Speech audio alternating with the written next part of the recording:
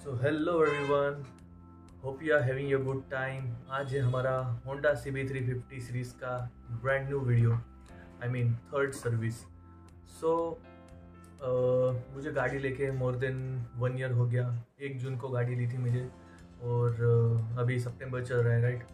सो 2 services already हो चुकी थी, गाड़ी अच्छी है, परफॉर्मेंस अच्छा दे रही थी। सो थर्ड सर्विस के लिए मुझे शोरूम से कॉल आता है और मैं फिर मुझे कुछ माइनर प्रॉब्लम्स भी थी गाड़ी में, जैसे पिकअप इशू था, राइट। उसके बाद गाड़ी की एवरेज थोड़ी कम हो गई थी और गाड़ी की जो चेन थी उसमें से ऐसे कुछ अलग सी नॉइस आने लगी थी, फील हो रहा था वो वाइब्रेशन, खर्र खर्र खर्र खर्र करके, राइट। तो ये कुछ 2-3 चीज़ें थी जो मुझे दिखानी थी। तो फिर शोरूम गए हम और आगे देखिए, आपको क्लिप्स दिखाता हूँ कुछ, right. So as you can see, this is the condition of bike at the third service.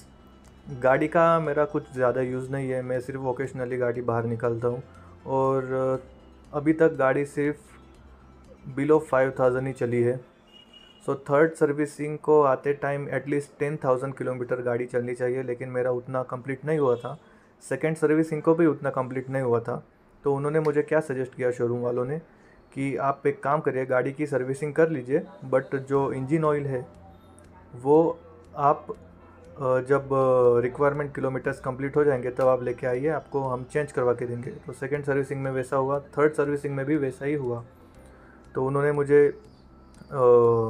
Oil pack करके दिया और मैंने उनको बताया कि गाड़ी की माइल एवरेज का मैं पिकअप नहीं दे रही। तो उन्होंने कहा कि आपका एयर फ़िल्टर चेक करके बताता हूँ। सो एज़ यू कैन सी, उन्होंने एयर फ़िल्टर चेक किया और उसकी कंडीशन कुछ इस प्रकार है। मेरे ख्याल से ये ज़्यादा ख़राब नहीं, बट उन्होंने कहा कि ये बहुत ज़्यादा ख़राब हो चुका है air filter, you need to change it. So इसकी कुछ 150 या 200 कुछ प्राइस थी, मुझे ठीक से याद नहीं। तो मैंने फिर उनको कहा कि ठीक है, एयर फ़िल्टर चेंज करवा दो, राइट। तो उन्होंने फिर होंडा का brand new air filter change करवा दिया और मैंने उनको एवरेज का इशू बताया तो उन्होंने कहा इससे वो भी, उसमें भी थोड़ा फ़र्क पड़ जाएगा। और ये चेन जो आप देख सकते हैं जो खर खर बज रही थी, तो ये देखिए, ये चेन की जो 3-4 कड़ी की जो अलाइनमेंट है वो थोड़ी टेढ़ी है। तो उसको एक्चुअली रस्ट लग गया। मैंने इसका प्रॉपर केयर भी किया था, मेरे पास मोट्यूल का लुब्रिकेंट और क्लीनर भी है, फिर भी मॉनसून की वजह से गाड़ी को रस्ट लग जाता है। तो ये देखिए, पूरी वॉशिंग होने के बाद गाड़ी कुछ इस प्रकार दिख रही है। इसका रोड प्रेजेंस बहुत बेहतरीन है और जब ये कोल्ड स्टार्ट करते हैं तो जो इसका पिकअप देती गाड़ी वो बहुत ज़बरदस्त रहती है।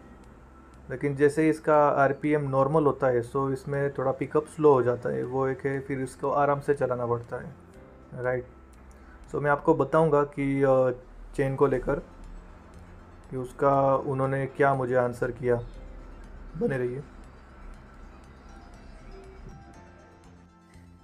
जब मैंने उनको बताया कि मेरी बाइक की चेन नॉइस कर रही है और वाइब्रेशन दे रही है, और मैंने जैसे कि आपको बताया कि उसमें से 2-3 कड़ी जो थी वो टेढ़ी थी रस्ट लगने की वजह से, तो उन्होंने कहा कि इसमें इसका कोई सॉल्यूशन नहीं है, ये आपको ऐसे ही बेयर करना पड़ेगा और एक टाइम के बाद फिर आप चेन को चेंज कर लीजिए।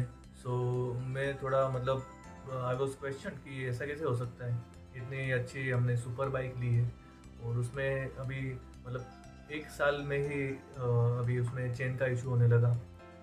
देखा जाए तो ऐसे सुपर बाइक्स का मेंटेनेंस हाई रहता है, इसको हमें बहुत प्यार से ही उसको रखना पड़ता है, उसका ख्याल रखना पड़ता है, रेगुलरली उसका चेन लुब्रिकेंट क्लीनर और बाइक वॉशिंग करनी पड़ती है।